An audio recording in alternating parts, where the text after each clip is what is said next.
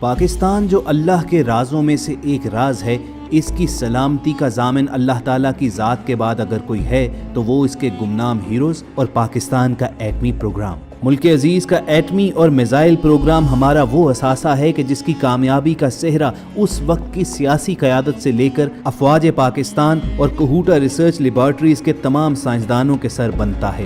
دنیا آج بھی حیران ہے کہ ایک ایسی قوم جو قرضوں میں جکڑی ہوئی تھی، وہ کس طرح ایسی کامیابی کے ساتھ دنیا کا بہترین ایٹمی اور میزائل پروگرام چلا سکتی ہے۔ تو اس کامیابی کے پیچھے تھا پاکستانی قوم کا جذبہ۔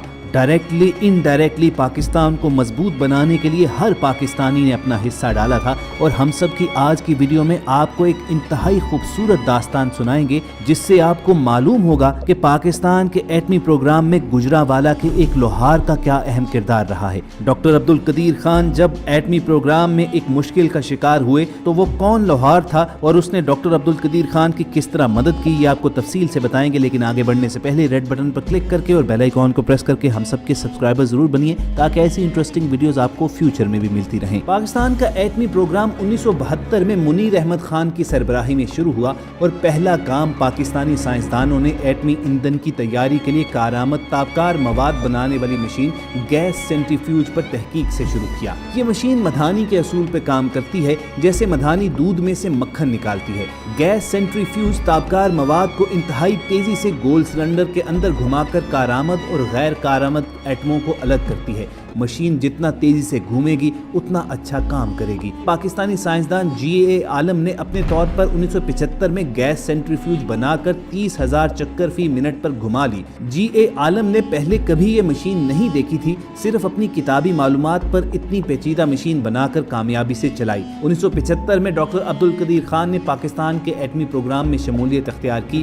اسی سال انہوں نے جی اے عالم سے ملاقات کی اور ان کی بنائی ہوئی گیس سینٹریفیوج دیکھی۔ جی اے عالم کا ڈیزائن کام تو کرتا تھا، مگر فی منٹ 30,000 چکر نہایت کم تھے۔ اس رفتار سے ایٹمی ایندھن بنانے میں بہت طویل عرصہ لگ جانا تھا۔ ساتھ ہی ساتھ ریاضی دان خلیل قریشی کی کیلکولیشن رہنمائی کے لیے موجود تھی، اور اسے دیکھتے ہوئے حساب لگایا گیا کہ گیس سینٹریفیوج کو کم از کم 60,000 RPM پہ گھمانا پڑے گا۔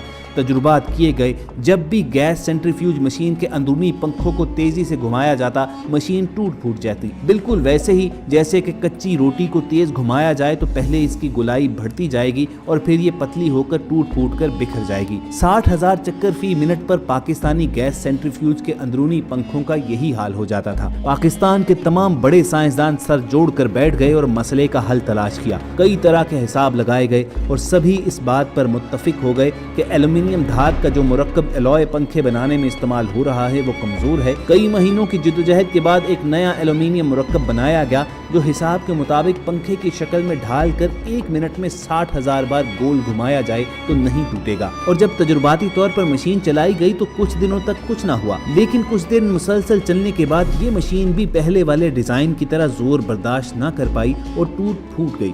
سب سائنسدان حیران رہ گئے، حساب کے مطابق ایسا ہونا ممکن نہیں تھا۔ ڈاکٹر عبدالقدیر خان جو میٹلرجسٹ یعنی خود دھاتوں کے ماہر تھے، وہ بھی حیران رہ گئے کہ اتنی مضبوط دھات کیسے ٹوٹ گئی، اور سائنسدانوں کا ہنگامی اجلاس بلایا۔ مسئلہ وقت کا تھا۔ انڈیا 1974 میں ایٹمی دھماکے کر چکا تھا، اور اس سال کے بعد کوشش کے باوجود ہماری ایٹمی ایندھن بنانے والی گیس سینٹریفیوج کو مسائل درپیش تھے۔ مسئلہ جلد حل کرنے والا تھا۔ اجلاس میں پاکستانی ریاضی دان، دھاتوں کے ماہر اور ایٹمی سائنسدان سب شریک تھے، اور سب نے مشین کے نقشے، کیلکولیشن، دھاتی مرکب، ہر چیز کا جائزہ لیا، مگر مسئلے کا حل سمجھ نہ آیا۔ اجلاس میں موجود چند افراد نے ایک عجیب بات کہہ ڈالی۔ پہلے مثال دی کہ جس طرح لا علاج مریض کو جب ڈاکٹر کے پاس سے دوائی نہیں ملتی تو وہ حکیم، نجومی، عامل کسی کے پاس بھی جانے سے گریز نہیں کرتا، اس امید پہ کہ شاید کہیں سے حل نکل آئے۔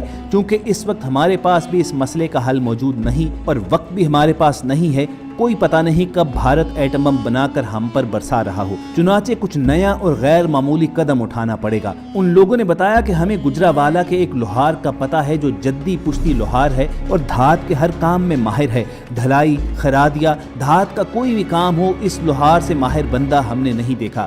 चलते हैं उसके पास, शायद वो कोई हल बता दे। कुछ तजब्जुब के बाद फैसला किया गया कि राजदारी रखते हुए डॉक्टर कदीर और चंद और साइंसदान खुद लोहार के पास जाएंगे। अगले दिन डॉक्टर अब्दुल कदीर चंद और साथियों को लेकर गुजरांवाला पहुंचे। पाकिस्तान एटॉमिक एनर्जी कमीशन की गाड़ी एक पुरानी सी वर्कशॉप के सामने रुकी और अंदर एक 50-55 साल का लोहार अपनी भट्टी के पास बैठा गर्म धात के टुकड़े पर हथौड़े चला रहा था। डॉक्टर अब्दुल कदीर अपने साथियों के हमरा अंदर गए और लोहार का काम खत्म होने का इंतजार करते रहे। जब लोहार फारिग हुआ तो उसने पहला सवाल किया, भाई साहब क्या दरांतियां बनवाने आए हो? फसलों की कटाई होने वाली है, आजकल हम दरांतियां खूब बेच रहे हैं। डॉक्टर कदीर ने अपना तारुफ करवाया जो उसे बिल्कुल समझ में नहीं आया। ना तो उसे एटॉमिक एनर्जी कमीशन का पता था कि क्या चीज़ है और ना ही पाकिस्तान के एटमी प्रोग्राम का। कहने लगा कि भाई साहब आप मसला बताओ, बस इतनी मुझे समझ आई है कि आप कोई मशीन बनाना चाहते हो। डॉक्टर कदीर ने आसान अल्फाज में उसे समझाया कि हम एक पंखा बनाना चाहते हैं जो वजन में तो हल्का हो लेकिन बहुत तेज घूमे।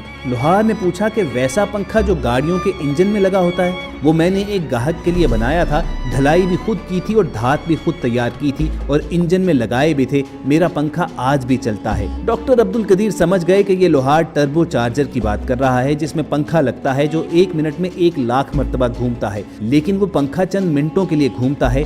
गैस सेंट्रीफ्यूज के पंखे इसी रफ्तार पर कई महीने मुसलसल घूमने होते हैं। बहरहाल डॉक्टर कदीर को समझ आ गई कि ये इंसान काम जानता है। लोहार ने मजीद तफसील पूछी तो उसे बताया गया। लोहार थोड़ा सोचकर बोला, मुझे अपनी भट्टी पर ले जाओ जहां आप पंखा बनाते हो, मसला मैं वहां समझूंगा और उम्मीद है कि हल भी बताऊंगा। लोहार को उसी दिन एटॉमिक एनर्जी कमीशन की वर्कशॉप लाया गया जिधर फाउंड्री थी और धात पिघलाकर सांचों में ढालने का काम होता था। लोहार ने कहा कि उसे पहले बनाए गए पंखे दिखाए जाएं। एक नमूना उसे दिया गया। लोहार ने नमूने को गौर से देखा, फिर हथौड़ी से हल्का सा ठोका और आवाज सुनी। फिर कई बार ऐसा किया और हल्का सा मुस्कुरा दिया और कहा कि मुझे मसला समझ आ गया है। अब आप मेरे सामने एक पंखे की इसी तरह सांचे में ढलाई करें जैसे आप करते थे। शाम का वक्त हो चुका था और अमले को अपने अपने घरों को जाना था, लेकिन एटॉमिक एनर्जी कमीशन में एक लोहार को देखकर ये दिलचस्प सूरत हाल देखने के लिए अमला रुक गया और वर्कशॉप में एक छोटा सा हजूम लग गया जिसमें नए इंजीनियर भी शामिल थे और पुराने भी। धाती मुरक्कब को भट्टी में डालकर पिघलाया गया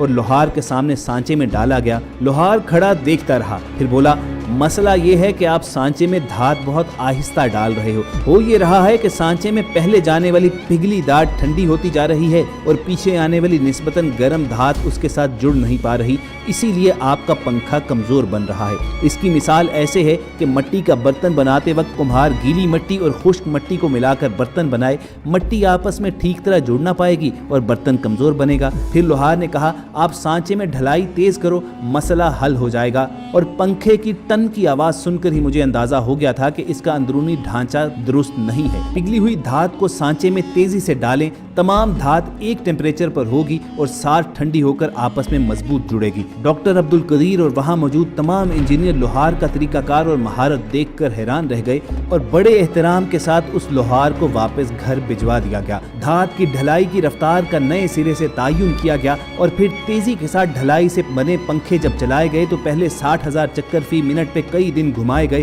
फिर मशीन से निकालकर लेबोरेटरी में जांचे गए। पंखे बेहतरीन शक्ल में थे और किसी किस्म के नुकसान या टूट फूट के शवाहिद ना मिले। डॉक्टर अब्दुल कदीर ने पंखे की मजबूती देखते हुए मशीन की रफ्तार और तेज करने का फैसला किया और पंखे 80,000 चक्कर फी मिनट पर घुमाए गए। फिर लेबोरेटरी में तज्जिया हुआ और 80,000 RPM पे भी पंखे बगैर नुकसान के चलते रहे। यूं पाकिस्तान की पहली गैस सेंट्रीफ्यूज का हतमी नक्शा बनाकर बड़े पैमाने पर पैदावार शुरू हुई। इस मशीन का सरकारी नाम पाकिस्तान 1 या P1 रखा गया, मगर एटॉमिक एनर्जी कमीशन के चंद नौजवान इंजीनियर्स ने इस लोहार की याद में उस मशीन को बाबे की मशीन कहना शुरू कर दिया। एक हुनरमंद के तजुर्बे ने मशीन की तैयारी में कई महीने का वक्त बचा दिया। सन 1978 में पाकिस्तान का एटमी ईंधन बनाने का कारखाना मुकम्मल और बड़े पैमाने पर काम करना शुरू हो गया। कतार दर कतार हजारों की तादाद में खड़ी बाबे की मशीनें अफजूदा यूरेनियम उगलने लगी। उस पाकिस्तानी गैस सेंट्रीफ्यूज के डिजाइन में बाद के सालों में मजीद बेहतरी लाकर रफ्तार और बढ़ा दी गई और आज गैस सेंट्रीफ्यूज P4 2 लाख चक्कर फी मिनट पर घूमते हैं। पाकिस्तान के तजुर्बाकार हुनरमंदों की अहम دفاعی منصوبے میں شامل ہو کر ان کے جدی پشتی علم سے مستفیض ہونے کی روایت جاری رہی۔ لیکوڈ ایندھن سے چلنے والے غوری میزائل بنانے کے بعد جب ٹھوس ایندھن والے شاہین میزائل بنانے کی ضرورت پڑی تو بھی یہی فیصلہ کیا گیا کہ نئے سرے سے تحقیق کی جائے، مختلف پرزے بنانے میں عوام میں موجود تجربہ کار مستری، لوہار، ویلڈر اور دیگر کاریگروں سے مدد لی جائے۔ اسی حکمت عملی کی وجہ سے پھر شاہین میزائل بھی انتہائی کم وقت اور کم لاگت میں بنا۔ تو خواتین حضرات، یہ تھی پاکستان کے ایٹمی پروگرام میں ایک غریب بوڑھے لوہار کے کردار کی داستان، جو یقیناً آپ کو دلچسپ لگی ہوگی۔ اگر ایسی ہی دلچسپ ویڈیوز فیوچر میں حاصل کرنا چاہتے ہیں تو ریڈ بٹن پر کلک کر کے اور بیل آئیکن کو پریس کر کے ہم سب کے سبسکرائبر ضرور بنیے۔ بہت جلد آپ سے دوبارہ ملاقات ہوگی۔ اپنا اور ارد گرد کے لوگوں کا خیال رکھیے اور ہم سب کے ساتھ جڑے رہیے۔